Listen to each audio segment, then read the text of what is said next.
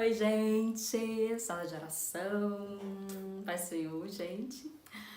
Olha, eu tô com muita saudade de vocês, já não aguento mais a quarentena. E estamos aqui, né? Gravando esse vídeo, porque ao vivo eu sei que ia ser mais fácil, né? Brenda, Larissa, Suzy, que já fizeram.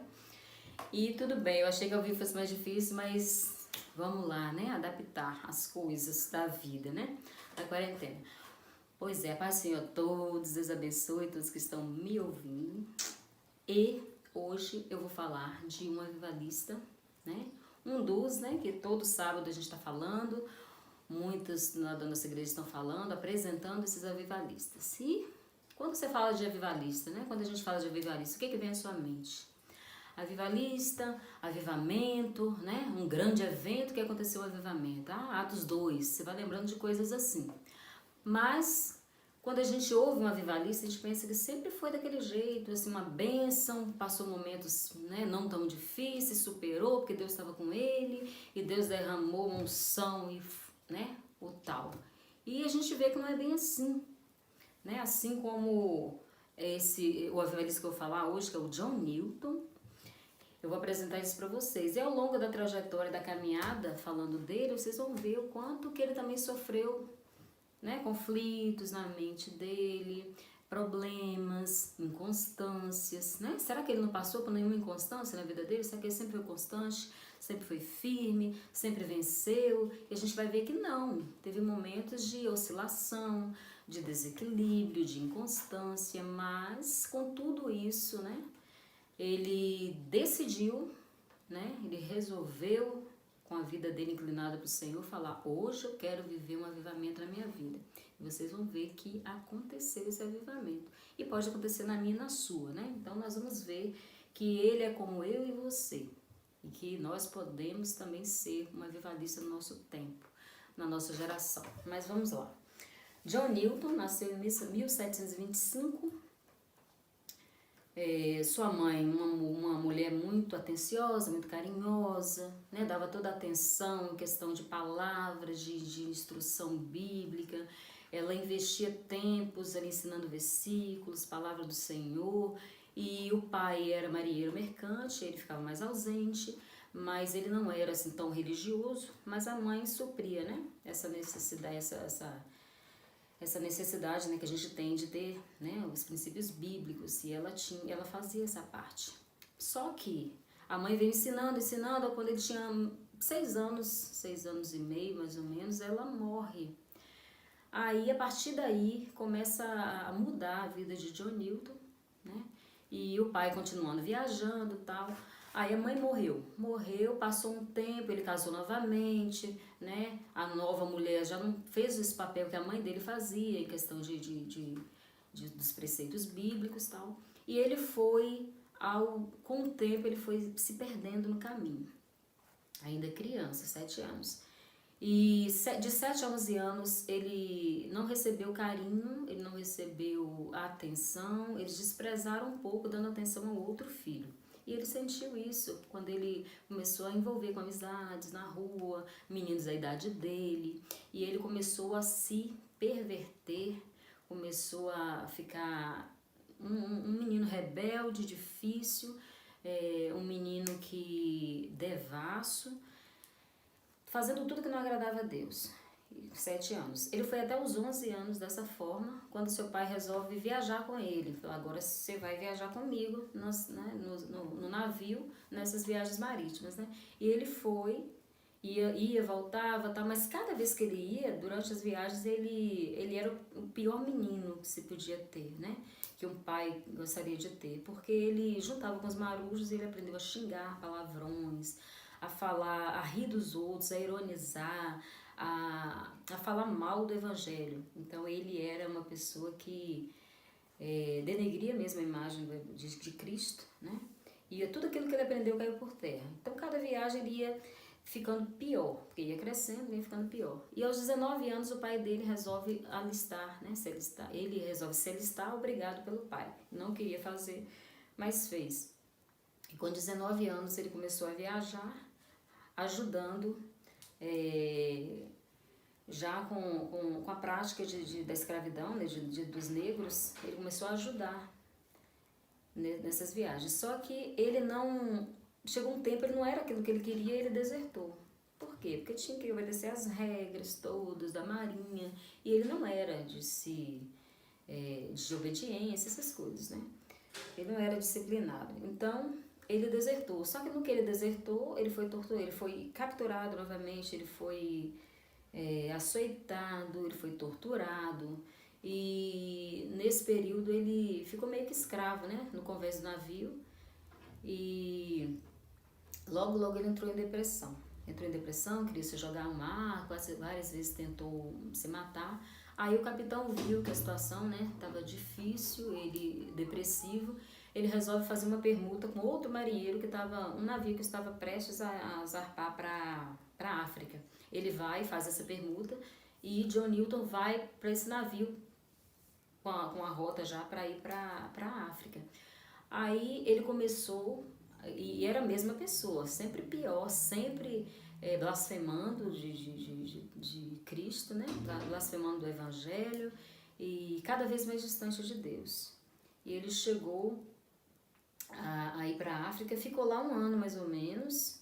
Nisso ele já tinha 20 anos. Ele ficou lá um tempo na África, mais ou menos de 1 a 2 anos na África.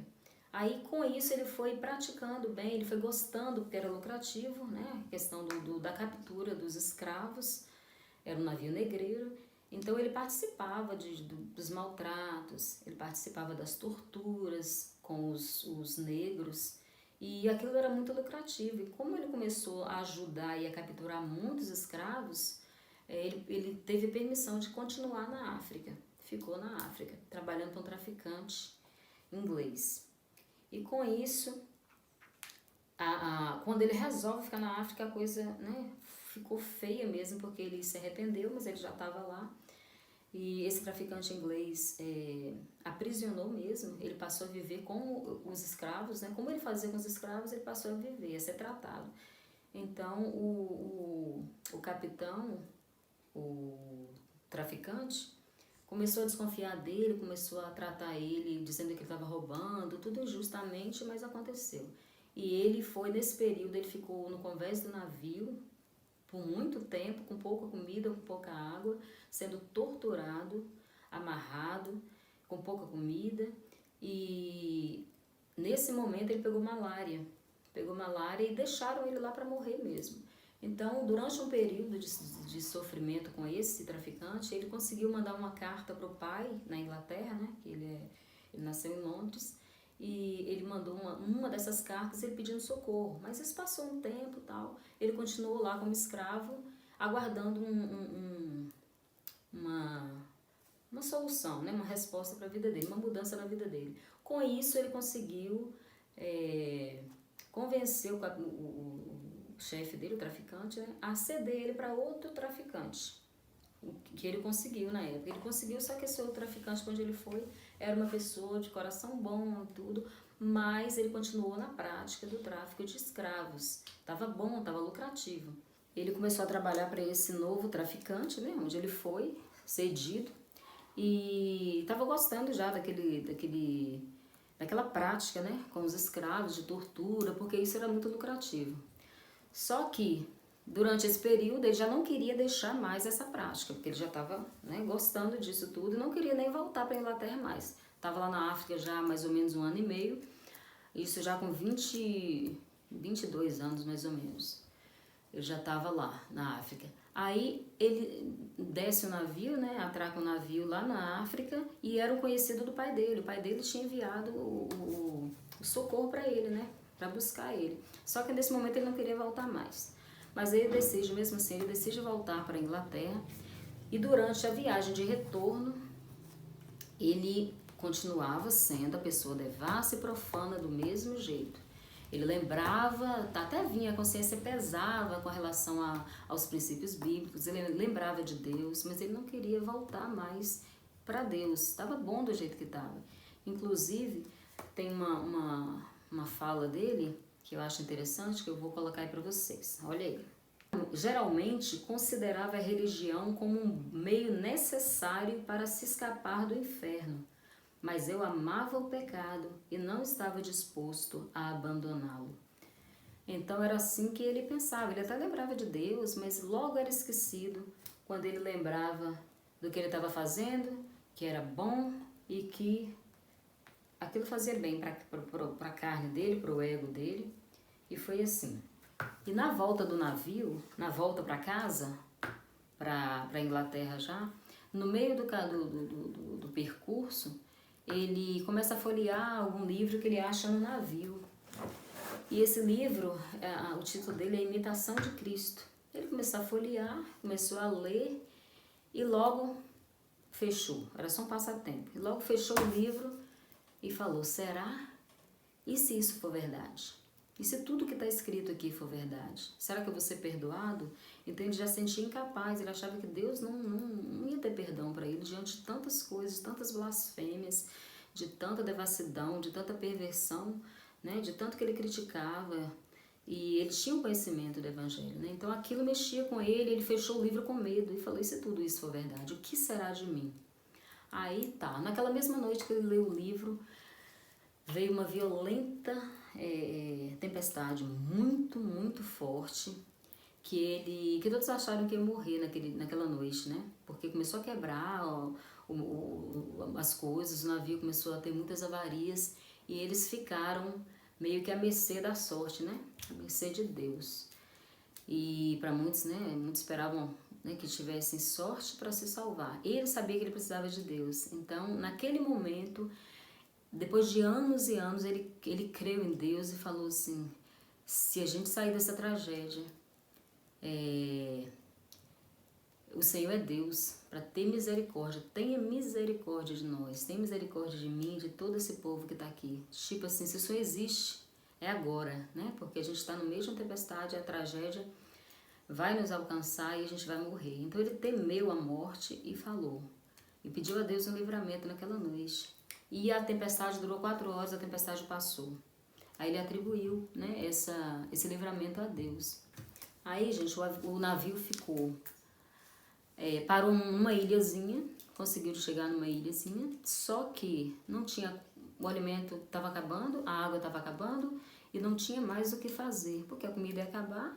O navio não sabia se ia conseguir ficar flutuando muito tempo, porque a tendência ele seria afundar e todos iam morrer naquele lugar. Aí, durante esse período de 1 mês que eles ficaram à deriva, que eu chamo isso de quarentena, né? Eles ficaram de quarentena, gente, 1 mês, né? Igual que a gente está vivendo. E durante a quarentena, né, esses 30 dias que eles ficaram no mar, à deriva, sem saber o que fazer, sabendo que ia morrer, porque tudo ia acabar, ele vai e pega o Novo Testamento e começa a ler. Aí quando ele chega lá em João, ele se depara com o filho pródigo e ele se compara ao filho pródigo. E nesse momento ele fala assim, quero voltar para casa. É aí que Deus faz, né? E eu fiquei pensando nisso, né? Nesse momento de quarentena, assim, né? Como é que Deus faz? Deus permite algumas situações, permite algumas crises, né? Que já repararam, já estão lembrando que Beth fala sempre que antes do avivamento vem momentos de crise. E é aí que Deus age, né? Então Deus permite mesmo essas situações na nossa vida. E a quarentena dele foi pedir misericórdia porque ia morrer. Então ele foi ler no Novo Testamento, leu o Novo Testamento, foi confrontado com a palavra, e ele foi se quebrantando, ele foi pensando em Deus, e ele creu. Chegou no momento que ele falou, eu quero voltar para o Senhor, né? Eu já brinquei demais com o Senhor. Então essa falta de temor durante todo aquele tempo fez ele refletir durante aquele momento difícil, né? Aquele momento difícil que ele estava vivendo ali, que ele ia morrer, ele pensou em Deus e falou, realmente, tudo que eu vivi até hoje, toda a confiança que eu tinha em mim não vale nada, porque eu preciso mesmo de Deus. Só que o navio, eles conseguiram consertar o que deu para consertar, e durante aquele mês ninguém morreu, né? Eles conseguiram que o navio voltasse a navegar e chegou no destino. Realmente chegou no destino que eles queriam. E quando chegou, John Newton chegou e falou assim, agora eu preciso tomar uma decisão, agora eu preciso voltar para a igreja, eu preciso voltar para Deus, eu preciso tomar um rumo na minha vida. E ele realmente, a partir daí, ele começa a mudar gradativamente, né? Que a gente não muda de uma hora para outra, tudo é um processo, mas ele passou a mudar algumas coisas, né? Ele começou a lembrar do livro Imitação de Cristo, ele tentou imitar Cristo, viver a vida de Cristo, e só que passou um tempo e ele já era piloto, já era capitão de um navio negreiro, e ele continuou fazendo as viagens, só que já meio que regenerado, né? Não totalmente, porque ele vivia muitos conflitos também, e não entendia muitas coisas, mas ele voltou para Deus, só que ele continuou trabalhando, né? Continuou indo, levando os escravos, ele já era capitão, e só que ele já estava assim, né, meio que incomodado com aquela situação dos escravos, que era errado e tudo, mas ele voltou como capitão, ele novamente ele voltou às práticas pecaminosas e voltou novamente a cair.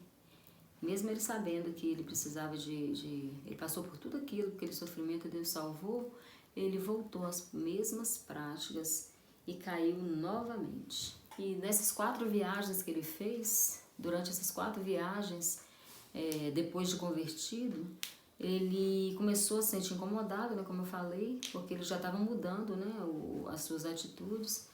E ele, como voltou para as mesmas práticas, voltou a xingar, voltou a ficar como era antes, né, o velho homem, né. E ele vai, numa dessas viagens, ele pega malária pela 2ª vez, quase morreu novamente, e só aí, nesse segundo sofrimento, que ele realmente ele se ajoelha, se entrega ao Senhor e acha que realmente vai morrer, e ali naquele momento ele se arrepende e ele se entrega realmente. Aí ele creu verdadeiramente que ele precisava do Senhor e que a partir dali a vida dele ia mudar, né? Nisso ele já tinha 24 anos mais ou menos, onde ele decide largar, que ele já passou a achar errado, né? Ele já começou a lutar pela abolição, né, desse tráfico de escravos, porque ele achava errado.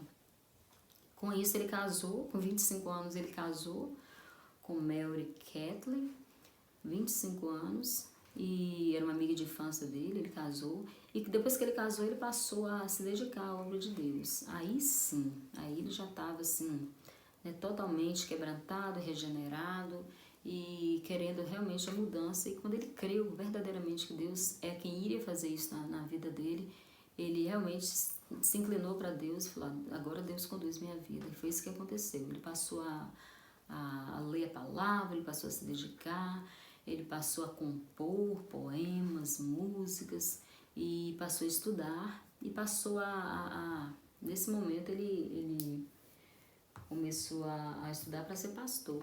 E ele foi pastor, pastoreou uma congregação 16 anos, e depois uma outra congregação 27 anos.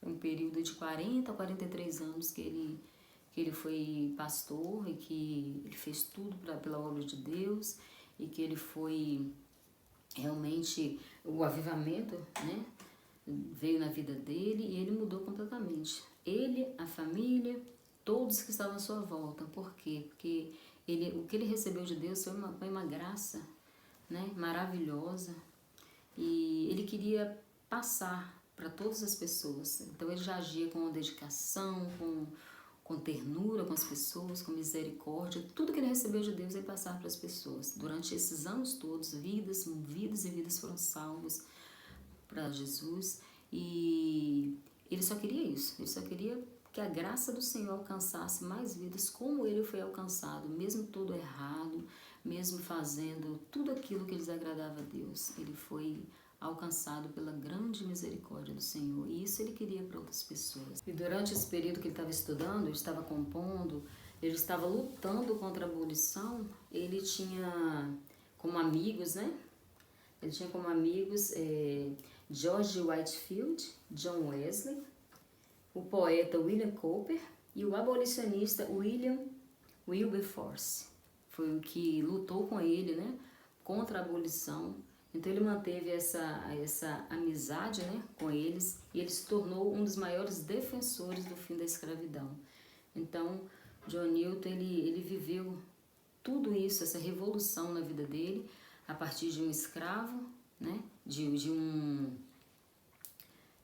torturador, vamos dizer assim, de escravos, para um homem de Deus, para um homem que recebeu toda a graça de Deus e que mudou completamente. Então, aconteceu um avivamento na vida de John Newton, né? E avivamento é isso, né? É o que transforma a sua vida, é o que faz você se arrepender, o que faz você mudar de pensamento, mudar de vida, e as outras pessoas, elas são impactadas pelo avivamento que começou em você. Então você alcança todos que estão à sua volta. E isso é revolucionário, né? Isso é, sabe, é uma coisa assim transformadora. Então, John Newton recebeu, ele viveu esse momento de avivamento na sua vida, tanto que deixou aí, né, pra gente, deixou esse legado, e hoje nós estamos lendo sobre ele, falando sobre ele, e eu posso dizer que eu e você somos essa geração do avivamento, né? A gente pode